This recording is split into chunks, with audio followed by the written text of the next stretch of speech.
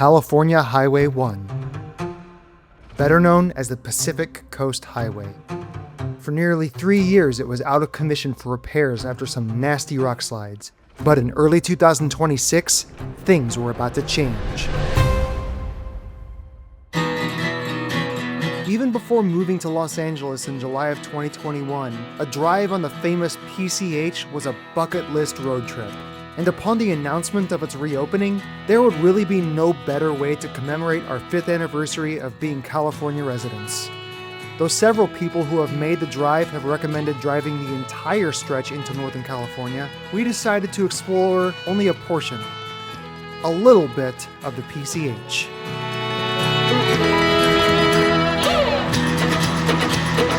Our first stop on this epic road trip was a lunch and coffee at one of the most brilliant, perfect places in California.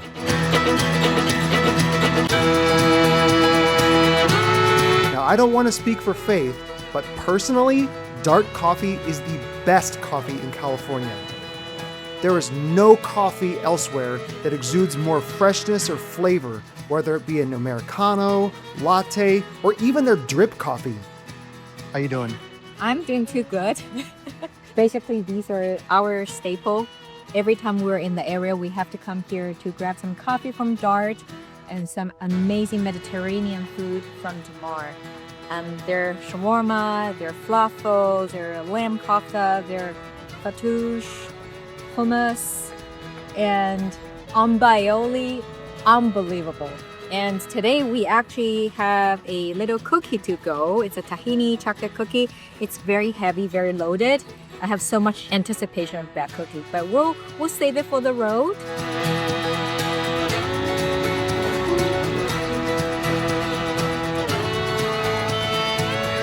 After fueling up with a proper meal and caffeine, we embarked on the next leg of the day's drive, toward our journey's first big stop, San Luis Obispo.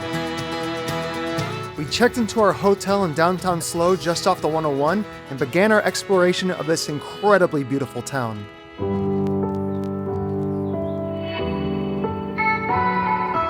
On our way to Window Shop, we cautiously walked through the famous Gum Alley, where visitors stick chewed gum all over the walls. It's doing something for somebody, I guess. One of the aspects of this small college town that we love is the abundance of bookstores and thrift stores. There's nothing better than a good used bookstore, and Phoenix Books in downtown SLO is a true gem, chock full of books of virtually any subject you can imagine, top to bottom, in and out, just an overload of books. Some other great finds on our scouting was Boo Boo Records next door, and the huge Thrifty beaches. After grabbing a quick dinner, we did a bit more walking around downtown SLO before turning in for the evening. We hit the road bright and early the next morning and drove northwest for a half day in the neighboring coastal town of Morro Bay. And if you know us, you can probably guess our first order of business.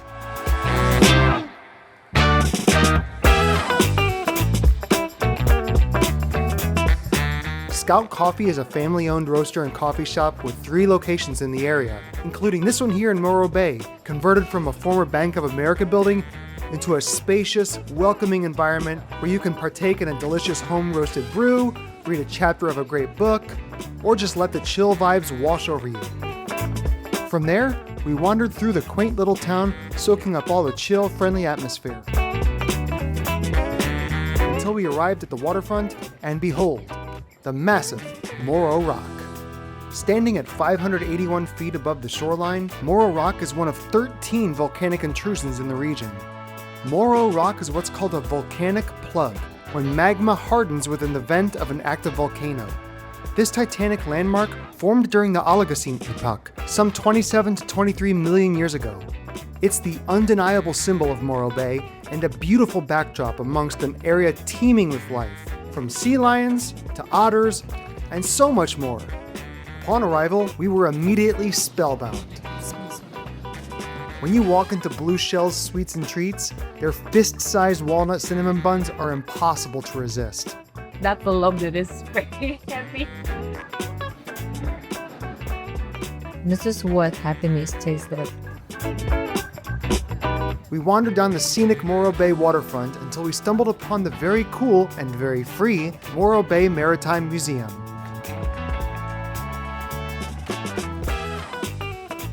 What is this, Jack? Well, this is apparently a two-person submarine. I just don't understand how you fit 2 people in here. I mean, yeah, you have the little entryway here, but it's so narrow. Basically, you're scrunched up. You don't lay down. I like the color of it. One standout was Joanna's Joy, a retired dragon boat in honor of a program led by doctors and breast cancer survivors who dispelled a commonly held medical belief that strenuous upper body exercise could lead to lymphedema in breast cancer patients. Not only did they debunk that myth, but the 6-month program garnered further awareness and support for breast cancer research. Do we have a skipper here? Follow me. I'm gonna take us to the sea. Do you have a license?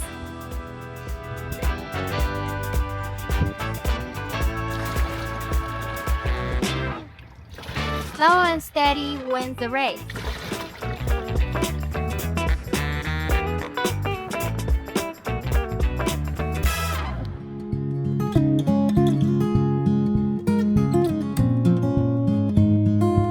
En route to our lunch spot, we entered into a big shop called Tara Lee's Antiques and More, perusing a who's who of random items that sparked varying levels of nostalgia.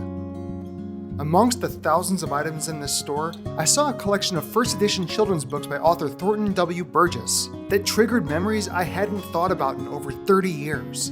Back in elementary school, I'd read several of his children's books about a rural community of anthropomorphic forest creatures having fun adventures together, and I loved every single one. I hadn't thought about these books ever since, but now with them fresh in my mind, I wonder if my obsession with these books had something to do with my love of nature and conservation. All this mulling about the sea got us hungry for some fish. So we decided on Chōwa Bowl with its very unique, vibrant interiors that immediately welcome you into its chill, seaside aura. The poke bowls are just wonderful. And be sure to try a skewer or 2. Exactly what we needed. After lunch, our exploring brought us to the gorgeous Coalesce bookstore.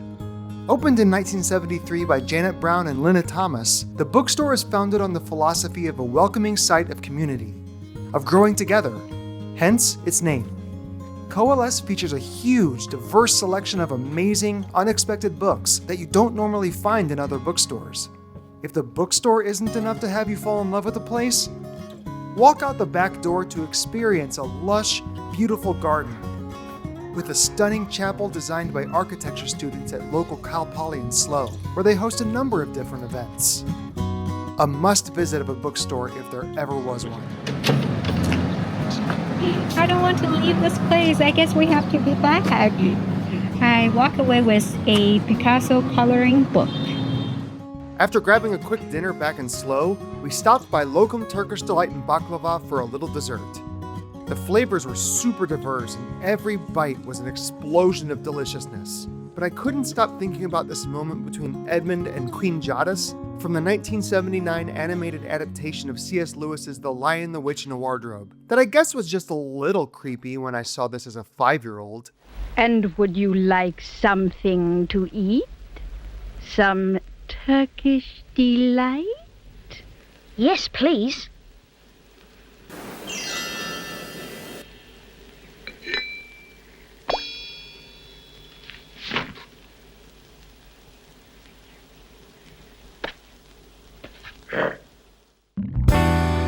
Day 3 began with a quick visit to the super yummy and inviting Field Day Coffee, another awesome family coffee house in the center of downtown Slow. In a day scheduled for a lot of driving, you couldn't ask for a more relaxing jumping off point. From there, we bid adieu to San Luis Obispo and hit the road, due north on the Pacific Coast Highway. After an hour or so, we landed at the first big stop of the day in San Simeon, the famous, opulent Hearst Castle. Hearst Castle is an historic estate of the publishing magnate William Randolph Hearst, with the architect Julia Morgan as its principal designer.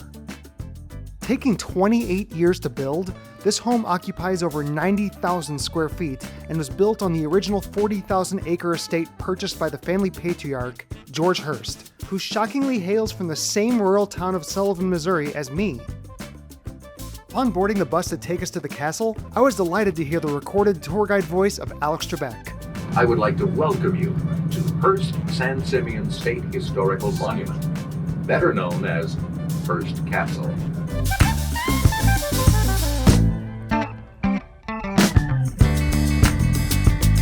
We stopped at the immaculate Neptune Pool, painstakingly built and rebuilt again near the edge of a hilltop.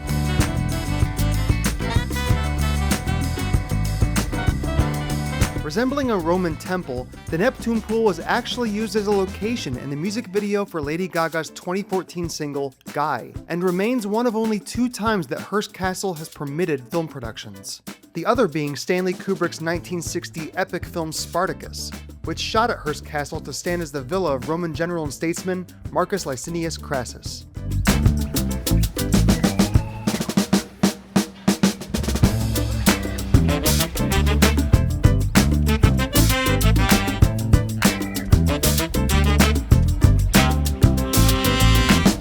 After finishing up outside, our guide selected an eager new recruit to welcome us into the house proper. All right, good job. You're hired. Can she start next week?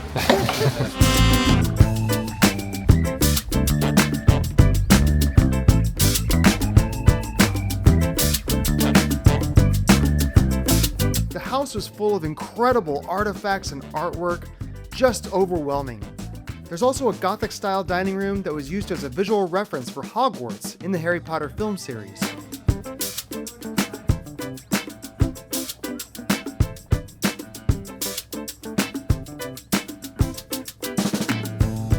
After more jaw-dropping experiences in the castle, our tour ended in the indoor Roman pool, with real gold lining the floors.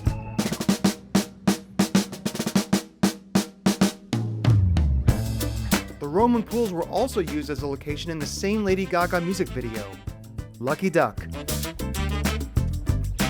After a wonderful tour, we grabbed a delicious tri-tip lunch at Sebastian's General Store in San Simeon, then departed north on the PCH for just a few miles, to a site that could not be further from the vibe of Hearst Castle.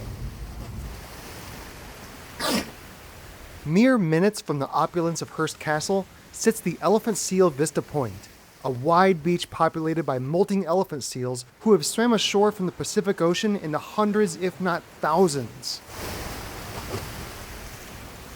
There is no beach access for visitors, and for good reason. Not only are elephant seals the largest seals in the world, but they are also notoriously unpredictable and aggressive. It's always great practice to let nature be nature, but especially with these beasts. Still, they have a funny, kind of cute way about themselves, don't you think?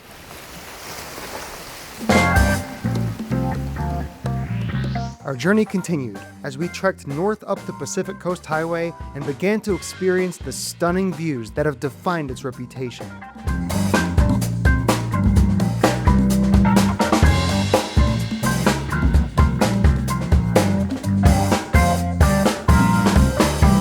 We found a quick stop that seemed to really welcome us into the area, the portal to Big Sur, or by its more famous name, Ragged Point.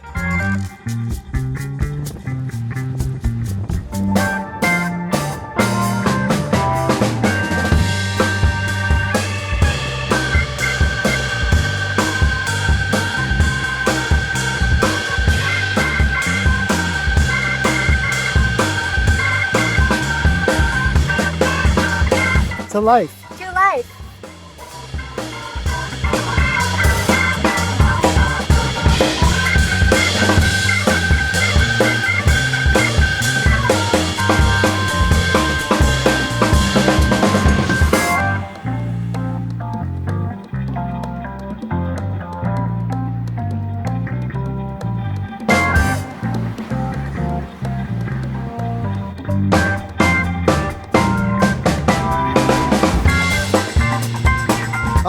Up we went along the coast, making quick little stops along the way, including this one at Sand Dollar Beach near the locality of Plaskett. I held out hope to see some washed up sand dollars, but instead found something very, very different. How do you like the PCH drive so far today? It's very pretty. It reminds me of our trip Road to Hana in Hawaii. Mm-hmm.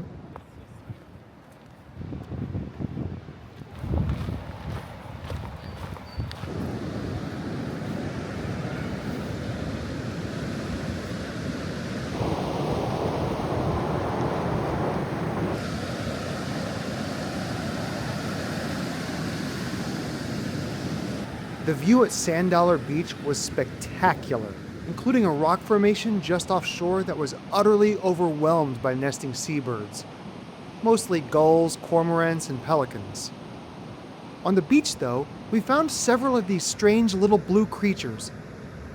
Known as by-the-wind sailors, these small jellyfish-like animals are a mostly harmless cousin to the bigger and much more dangerous Portuguese man-o'-war. Thank goodness those aren't common here in California. After a beautiful beach stroll, and after getting my only pair of shoes absolutely drenched by a big wave, we prepped for the last push of the day's drive.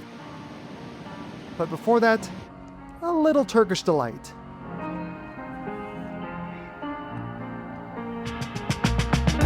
From Sand Dollar Beach, it was just a mere 13-minute drive up the PCH to our campsite for the next 2 nights, amongst the Redwoods in Limekiln State Park. I quickly pitched up our tent, and we wanted to call it an early night since we had a loaded itinerary the next day. But the environs of our evening lodging were just too beautiful to avoid. We had to do a quick hike.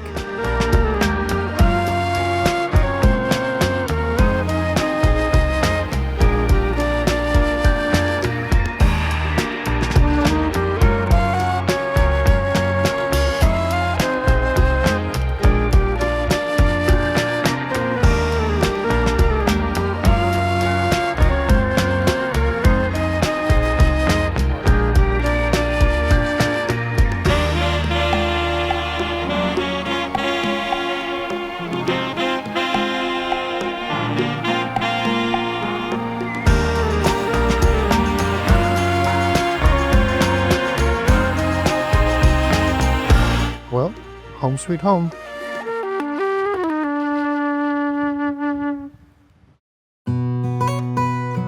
We awoke at dawn and began our day with a brisk hike on the Limekiln Trail to explore the state park's namesake.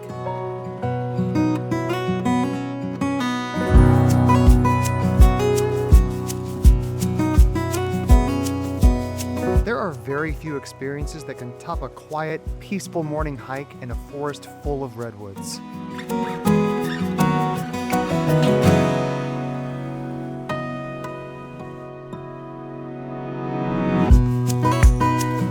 On the way, I saw this bird bouncing up and down and decided to give it some of my time. I mean, with moves like that, why would you not?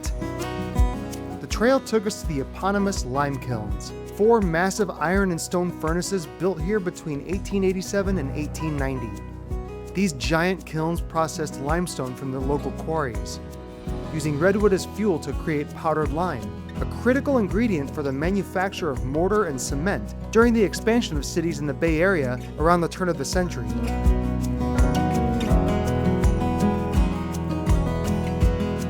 Look at this tree's shape. Imagine the crazy life this tree lived that led to this.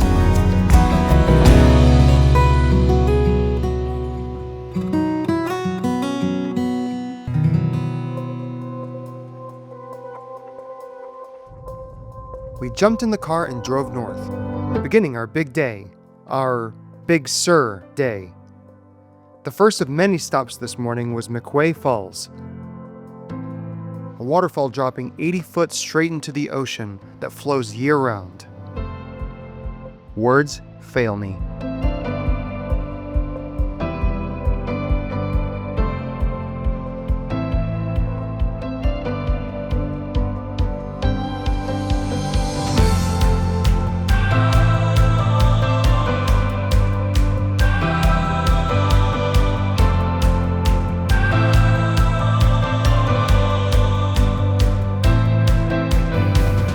Now, the last thing you would expect driving in an area like this was to find a cute bookstore, But this trip has had a knack for defying comprehension, and we soon stopped at the Henry Miller Memorial Library.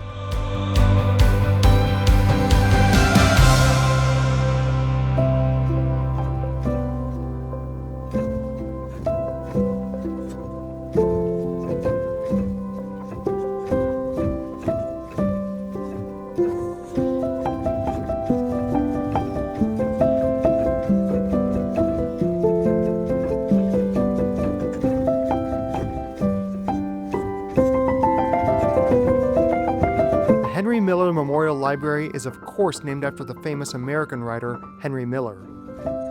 Miller had lived in Big Sur for nearly 20 years of his life, and the library was founded shortly after the author's passing. The Memorial Library acts as a bookstore, performance venue, and nonprofit arts center. The library features a great selection of new and used books, featuring titles to pique anyone's interest.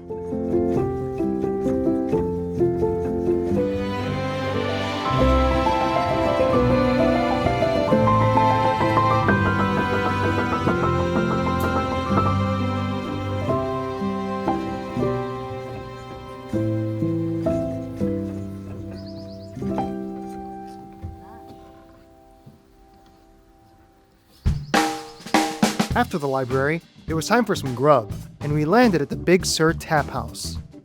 The restaurant, attached to a gift shop and a highly rated deli, features a lovely spacious patio with an amazing view of the rolling hills. Or you can watch the local fauna try to get in on the action. If you want a delicious burger for a great value, this is your spot.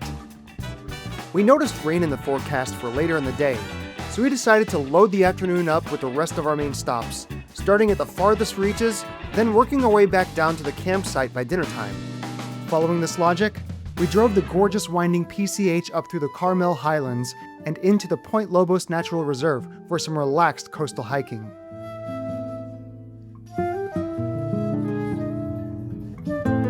For our visit, we chose to hike two short loops, the Cypress Grove and Sea Lion Point trails.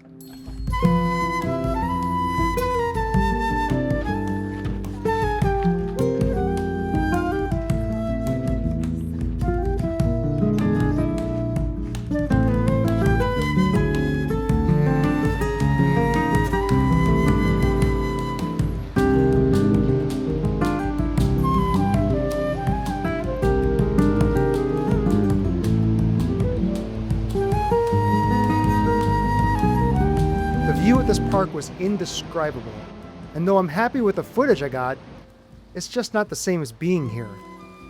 The Cypress Grove was exactly as advertised: vibrant, immersive, otherworldly.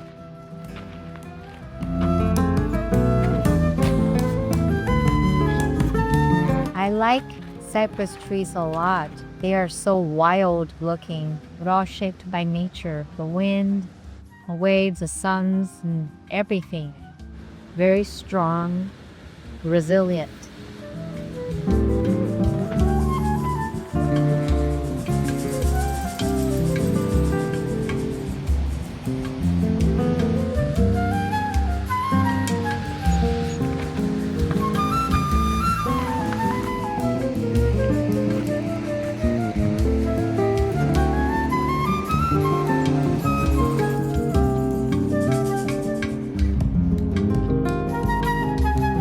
As we began winding towards the end of the Cypress Grove Trail, I found it interesting to experience a dramatic shift in the weather. As the clouds rolled in, the temperature sank, and we felt as if transported to a different season within minutes.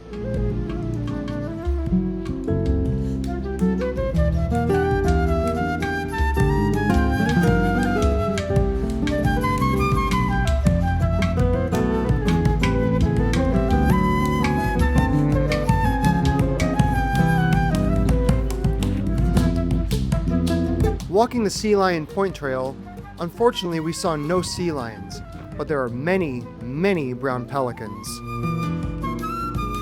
For a quick peek under the hood, one of the cameras I've been using on this video has been the iPhone 17 Pro Max, and though it's not pitch perfect quality, the zoom on this little device deserves praise.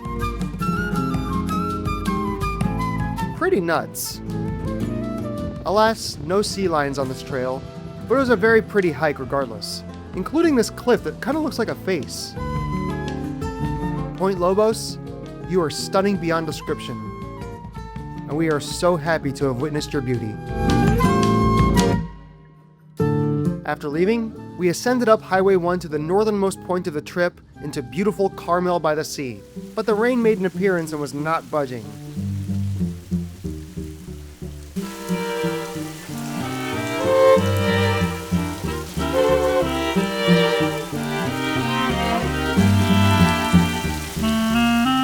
We did stop briefly at Mad Dog's and Englishman Coffee Bar, renowned as one of the best coffee shops in the US.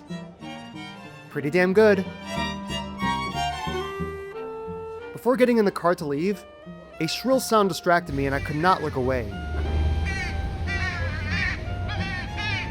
Sheesh. Now began our afternoon drive south, out of the rain and back towards our campground at Limekiln State Park. But we had some interesting stops along the way, including this first one in a tiny hidden cove just south of the Carmel Highlands that was truly extraordinary. Nestled within a tiny pocket just off the PCH sits the gorgeous and unique Calla Lily Valley. A magical collection of some of the prettiest flowers, seeing a flourishing valley of calla lilies here so close to the shore is a remarkable find.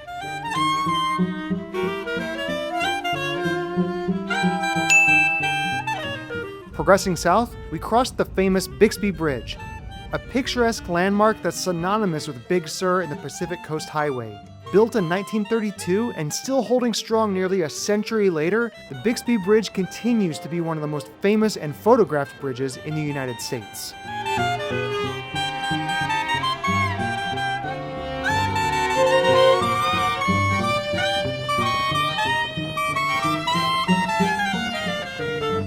While we made our way south, we soaked in the late afternoon scenery as road construction caused traffic jams. You can do what you want. The opportunity's on. And if you find a new way, you can do it today. You can make it all true. But it just allowed us to spend more quality time together. You know that there are.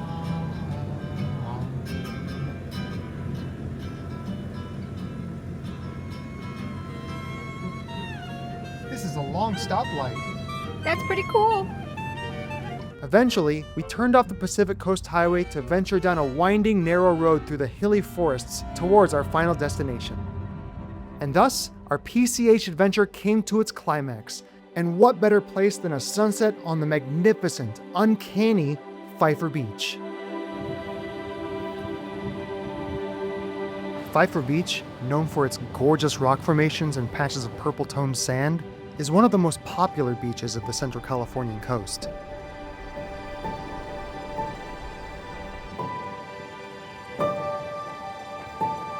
The why is obvious.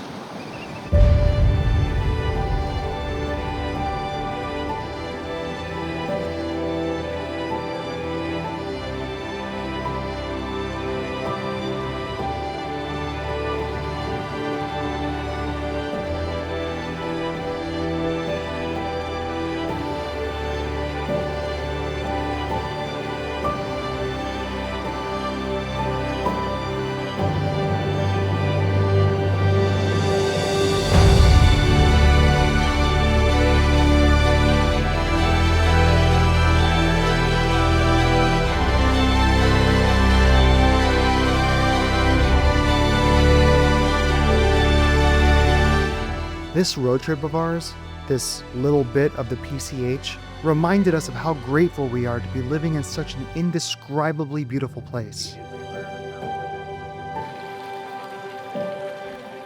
It's a true privilege to have the kind of access that living in California provides, where you can simply hop in a car, drive for a few hours, and witness a scene like this, and remember that despite everything going on, there still remains beauty in this world of ours.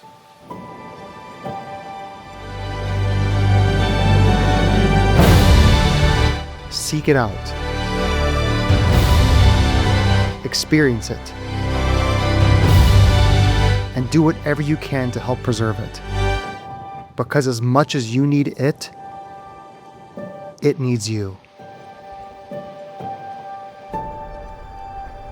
Be sure to subscribe today and check out our other adventures.